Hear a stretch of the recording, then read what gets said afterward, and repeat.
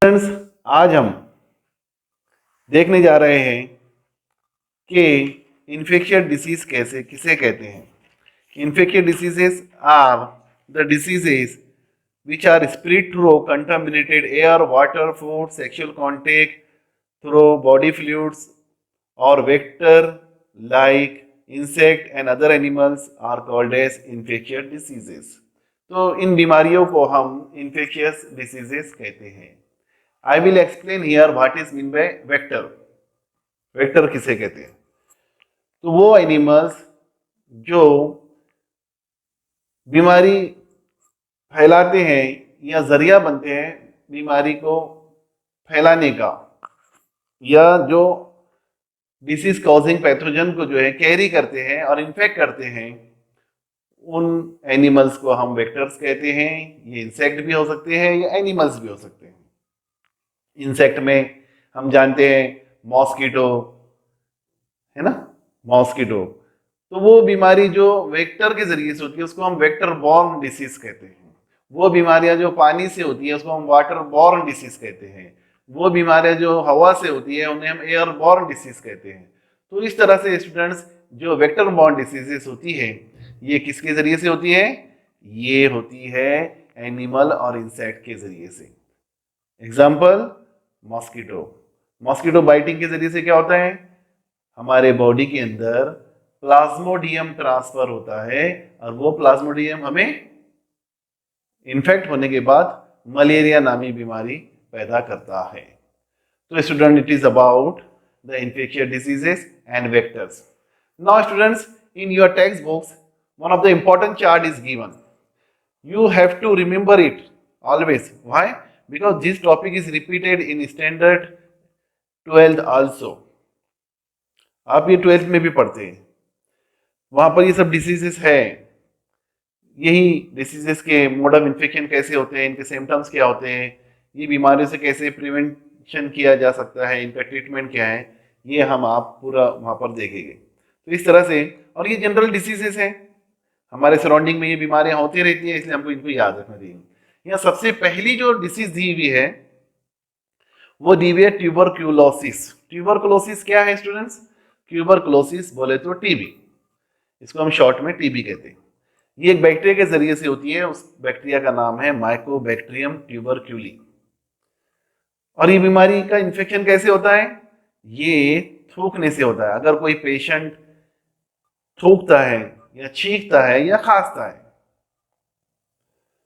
तो जब वो स्नीजिंग या कफिंग करता है तो उसके जो माइकोबैक्टीरियम जो ट्यूबरक्यूली है, ये जब लंग से बाहर आता है, उसके स्पोटम के अंदर, उसके फ्लूइड के अंदर जो नाक से या थ्रोट से आता है, तो वो जरासीम भी बाहर आते हैं और वो पैथोजेंस जो है, वो जो जर्म्स है, वो इन्फेक्ट करते हैं हेल्दी पर्सन को। तो इस तरह से उसको इन्फेक्शन हो जाता है। इसका टारगेट ऑर्गन क्या रहता है? इसका टारगेट ऑर्गन लंग्स रहता है, lungs. It affect the lungs. जितने भी ऑर्गेनिज्म, माइक्रो ऑर्गेनिज्म है इन्फेक्शन करने वाले, वो स्पेसिफिक ऑर्गन को टारगेट करते हैं, तो दे टारगेट आवर लंग्स। तो इस तरह से ये जो पेशेंट होते हैं इनको खांसी बहुत होती है, क्रोनिक कफ होता है, क्रोनिक लॉन्ग टर्म के लिए मुसलसल इनको कफ रहता है, और ब्लडी स्पिटिंग होता है। कभी कभी कफ के साथ जो है वो खून भी आ जाता है, और हम ये देखते हैं कि उनको एमेसिएशन में डिफिकल्टी जाती है ब्रीदिंग के अंदर, डिफिकल्टी इन द ब्रीदिंग, सांस लेने में तकलीफ होती है, क्योंकि हमेशा इनको क्या रहता है? कफ जमा हुआ रहता है। तो स्टूडेंट्स, ये उसके सिम्टम्स हैं। मोड ऑफ इन्फेक्शन हमने देखा है, जो पैथोजन उसका नाम याद रखना है आपने, वो क्या नाम है इसका? माइकोबैक्टीरियम ट्यूबरक्यूली। इसका जो इलाज है वो, पहले तो इससे बहुत ज्यादा बीमारियां हुआ करती। So student, tuberculosis is very fatal disease. ये बहुत खतरनाक होती थी, इसका कोई इलाज नहीं होता था। इससे पहले रेट ऑफ डेथ जो रेशियो था बहुत ज्यादा था, लेकिन अब ये कंट्रोल है। कंट्रोल क्यों कंट्रोल है? इसलिए कि इसका हर डिस्ट्रिक्ट लेवल पर, हर जो है तालुका लेवल पर, हर जो है इसके जो हॉस्पिटल होते हैं गवर्नमेंट के, वो लेवल पर जो है ग्रामीण लेवल पर भी जो है इसके सेंटर्स होते हैं। स्पेशल गवर्नमेंट ने एक कैंपेन चलाया, एक प्रोग्राम चलाया नेशनल लेवल पर डॉट के नाम से। ये डॉट क्या होता है? ये डायरेक्ट ऑब्जर्व थेरापी नाम है इसका, डॉट। ये डॉट जो है, इसके सेंटर जो है हर जगह अवेलेबल है, और ये डॉट के जरिए से इसकी मेडिसिन फ्री में अवेलेबल की जाती है, फ्री में।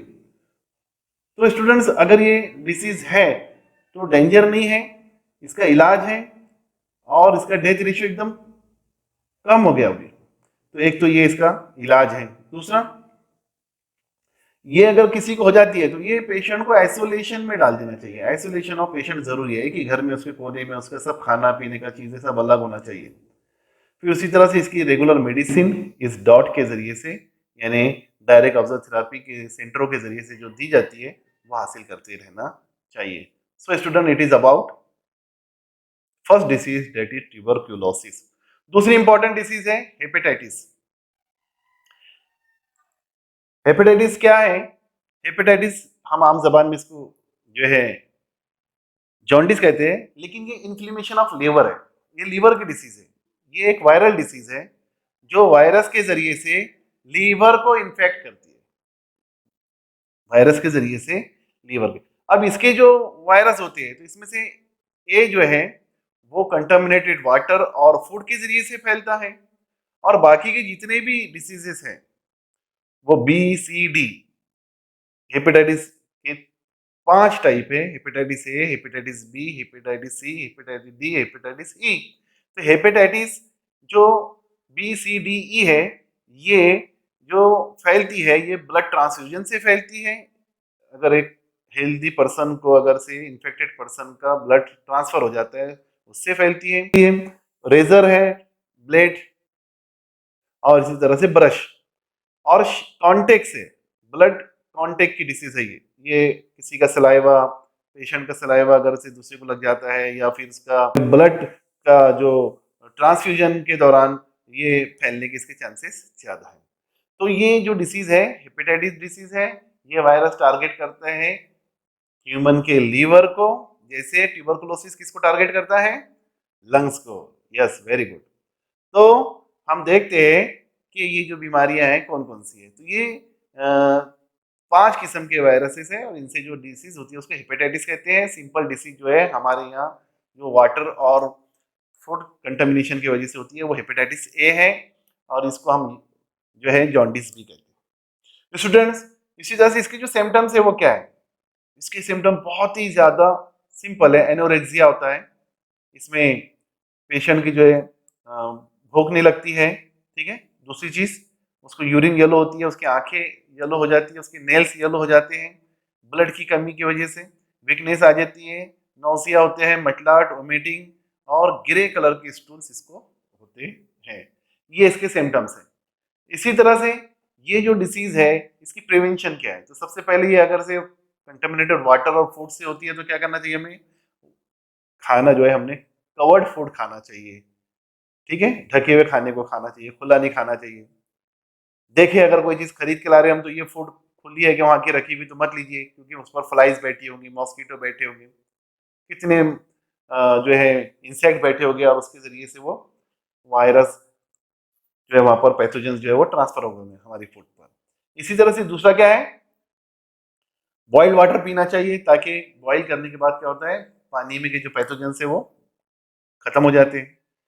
और जो दूसरी डिसीजेस है, जैसे B C D E virus की जो डिसीजेस है यानी हेपेटाइटिस के, वो कॉन्टेक्ट शेयर से है ना, शेयरिंग ऑफ निडल ब्लड। तो अगर हम कहीं जा रहे हैं, समझ लो हम बार बार कहीं जा रहे हैं कटिंग बनाने के लिए, तो वहां पर उसको कहा जाए कि भाई हमारी ब्लेड नहीं इस्तेमाल करो। अगर हम डॉक्टर के यहाँ जा रहे हैं तो अभी तो डिस्पोजेबल ही यूज हो रहे सब चीज, देखे कि वो रीयूज तो नहीं है, पहले किसी को दी गई निडल तो नहीं है। इसी तरह से ब्रश जो है अपना खुद का सेपरेट एक ब्रश इस्तेमाल करें। ये चीजें जो है और जो है ये चीजें जो है हमको ऐसी बीमारियों से बचा सकती है। तीसरी इंपॉर्टेंट डिसीज है स्टूडेंट, डिसेंट्री। ये जो बीमारी है ये बैक्टीरिया से भी होती है, वायरस से भी होती है, और प्रोटोजोआ से भी होती है। कैसे कहा मैंने? बैक्टीरिया से भी होती है, वायरस से भी होती है, और प्रोटोजोआ। इंटा अमीबा हिस्टोलिटिका, ये प्रोटोजोआ है। अभी जो बीमारी है ये माइक्रो ऑर्गेनिज्म जो है, अगर ये हमारे फूड में, हमारे खाने में शामिल हो जाते हैं और पीने की चीज़ों में शामिल हो जाते हैं, पानी में हो सकते हैं, तो ये हमें डिसीज फैलने का जरिया बन सकते हैं। इसमें क्या होता है, डिसेंट्री में एकदम वाटर स्टूल होते हैं, पतले एकदम जो है, दस्त लग जाते हैं। और एब्डोमिन में जो है एग होता है, स्टोमक एग बोलते हैं अपन उसको, पेन होता है और मरोड़े टाइप इंसान को लगता है। इसके लिए भी क्या इलाज है, इसके लिए भी अगर फूड है तो वो खा रहे हैं हम, तो वो कवर्ड फूड खाएं, हमेशा ढकी हुई ग़िज़ाएं खाएं। दूसरी चीज, पानी को जो है बॉईल करके पिए। हम्म? इसी तरह से इसमें क्या होता है डिसेंट्री के अंदर, कि हमारे बॉडी से जो लूज मोशन लगते हैं या वाटर स्टूल होते हैं, तो उसके साथ साथ क्या होता है, जो जरूरी चीजें इंपॉर्टेंस, जो आयंस है या मिनरल्स है, वो भी निकल जाते हैं। और उसकी कमी से हमें दूसरी चीजें हमारे बॉडी में हो सकती है, ब्लड प्रेशर हमारा कम हो सकता है, डिजीनेस आ सकती है, कमजोरी आ सकती है। तो उसको पूरा करने के लिए एक पाउडर अवेलेबल होता है जिसे हम ORS पाउडर कहते हैं, ओरल रिहाइड्रेशन सॉल्यूशन। स्टूडेंट्स, ये पाउडर जो है बहुत सिंपल तैयार होता है, इसमें हमारे घर की ही चीजें, शुगर वगैरह, सॉल्ट, नींबू पानी वगैरह, ये इसकी भरपाई कर देते हैं। ये ले लिया, अगर ORS कंजम्पशन करें तो लूज मोशन के जरिए से जो बॉडी फ्लूइड कम हो जाता है वो रिकवर हो जाता है। तीसरी इंपॉर्टेंट जो डिसीज है, चौथी, वो है कॉलेरा। ये बैक्टीरियल डिसीज है, वेब्रियो कॉलेरा। एक बैक्टीरिया होता है विब्रियो, एक कॉमर्शियल बैक्टीरिया होता है। ये कंटामिनेटेड फूड और वाटर के जरिए से होता है। तो इसमें भी क्या होता है, डायरिया होता है, क्रैम्प इन द लेग्स और वोमिटिंग इसमें होती है। तो इसके लिए भी क्या करना चाहिए, हमने वही प्रिवेंशन करना चाहिए जो हेपेटाइटिस के लिए करते हैं, जो डिसेंट्री के लिए करते हैं, वही प्रैक्टिस इसके लिए भी करना चाहिए। और क्या करना चाहिए, बॉइल्ड वाटर, इसी तरह से avoid open place food eating, है ना, ये सब चीजें हमने करना चाहिए। और ये पर्सनल हाइजीन में आता है students. Personal hygiene is very important for our health. If we not practice personal hygiene, we will be in the complex of the different types of the diseases. So students, vaccination is also given here. Vaccination क्या होता है, vaccination बोले तो जितनी भी बीमारियां हैं, वो तमाम बीमारियों से लड़ने के लिए सबसे पहले जो है प्रिवेंटिव तौर पर जो ट्रीटमेंट दिया जाता है वो वैक्सीनेशन होता है। वैक्सीन क्या होते हैं, ये वैक्सीन जो होते हैं कुछ मेडिसिन होती है जो हमें दी जाती है, किस लिए, बिफोर इन्फेक्शन। किस लिए दी जाती है, ताकि हमारे बॉडी के अंदर रेजिस्टेंस पैदा हो जाए, हमारी इम्यूनिटी बूस्टअप हो जाए। तो ये एक तरह का मेडिकल ट्रीटमेंट है। लेकिन क्या है, ये बिफोर इन्फेक्शन ले लिए तो इससे क्या होता है, जो ऑर्गेनिज्म हमारे बॉडी के अंदर, जो पैथोजन हमारे बॉडी के अंदर गड़बड़ करने वाले हैं, हमको नुकसान पहुंचाने वाले हैं, तो वैक्सीन के जरिए से हमारे बॉडी के अंदर कुछ पहले से ही ऐसे सोल्जर्स होते हैं वैक्सीन की शक्ल में, जो उनसे लड़ना शुरू कर देते हैं। और हमारी इम्यूनिटी, हमारा जो है डिफेंस सिस्टम जैसा का वैसी, नेचुरल डिफेंस सिस्टम जैसे कि वैसे ही रहता है। तो वैक्सीनेशन क्या है, एक तरह का हमारे बॉडी के अंदर प्रिवेंटिव मेजरमेंट्स है, या प्रिवेंटिव मेजरमेंट्स भी बोल सकते हैं या ट्रीटमेंट भी कह सकते हैं।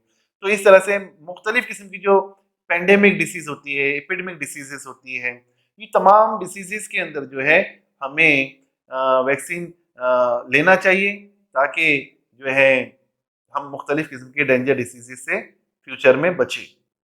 तो स्टूडेंट्स, हेल्थ डिपार्टमेंट की तरफ से बच्चों को पहले दिन से लेकर तो 9 महीने तक स्पेशल किस्म की वैक्सीन दी जाती है, बचपन से दी जाती है। BCG है, इसी तरह से बहुत सारी वैक्सीन है, हेपेटाइटिस वैक्सीन है, टेटेनस है, पोलियो है, ये बूस्टर दिए जाते हैं। क्यों दिए जाते हैं, ताकि बच्चों के अंदर अगर से ये बीमारियां आ गई है, उनको इन्फेक्शन हो गया, तो वो पहले से ही उनके बॉडी के अंदर ये वैक्सीन के जरिए से उनका जो है रेजिस्टेंस पावर बढ़ा हुआ रहे। तो वैक्सीन का ये फायदा होता है।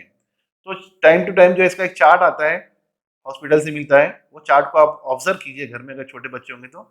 और उनको पहले महीने में कौन सी वैक्सीन दी गई, दूसरे महीने में कौन सी गई, तीसरे महीने में, ऐसे 9 महीने तक जो है बच्चों को वैक्सीन। ये वैक्सीन ऐसे नहीं है बच्चों को दी जाती है, वैक्सीन बड़ों को भी दी जा सकती है। अगर बचपन में किसी ने लिया तो बड़े होने के बाद भी लिया जा सकता है।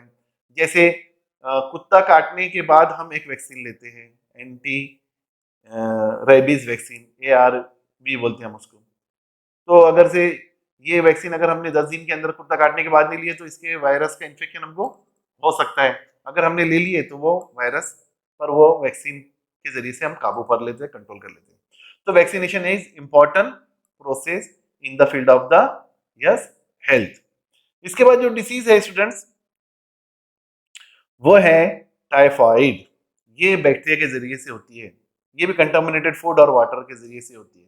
देखिए कितनी बीमारियां हैं जो कंटामिनेटेड फूड और वाटर के जरिए से, यानी they are also important. Personal hygiene is very very important in our life. ये हमको बहुत ध्यान में रखना चाहिए स्टूडेंट्स। सल्मोनेला टाइफी, ये माइक्रो ऑर्गेनिज्म का नाम है, बैक्टीरिया है एक तरह का। इससे भी भूख कम हो जाती है, एनोरेक्सिया है, हेडेक होता है, रश ऑन द एब्डोमेन आ जाते हैं, चट्टे वगैरह आ जाते हैं, और डिसेंट्री होती है, पतले दस्त लग जाते हैं, हाँ, और इसमें भी बुखार रहता है 103 104 फ़ारेनहाइट तक। तो ये बीमारी जो है जिसे हम क्या कह रहे हैं स्टूडेंट्स, टाइफाइड, ये भी कौन सी बीमारी है, यस, ये भी बैक्टीरियल डिसीजेस है। और इसकी भी वही जो है प्रिवेंटिव मेजरमेंट्स है जो हेपेटाइटिस के है, डिसेंट्री के है, कॉलेरा के है, उसकी वही है, सेम है। वैक्सीनेशन भी है इसका भी वैक्सीनेशन दिया जाता है। सेम इसका जो है ट्रीटमेंट बोल सकते हैं हम। ट्रीटमेंट डिफरेंट हो सकते हैं, मेडिसिन डिफरेंट हो सकती है क्योंकि ऑर्गेनिज्म अलग अलग है। वहाँ पर वायरस है हेपेटाइटिस में, डिसेंट्री के अंदर बैक्टीरिया है, इंटा अमीबा हिस्टोलिटिका है, कोलेरा में बैक्टीरिया है, यहाँ अलग टाइप का बैक्टीरिया है टाइफाइड में। तो ये जितनी भी बीमारियां हैं, ये तमाम की तमाम, all the disease are causing by different types of the pathogens, and their mode of infection is also different. They have different types of the symptoms, and also they have the different prevention and treatment. I hope that student you understand this and you will care to in your life, and you will adopt all these preventive measurements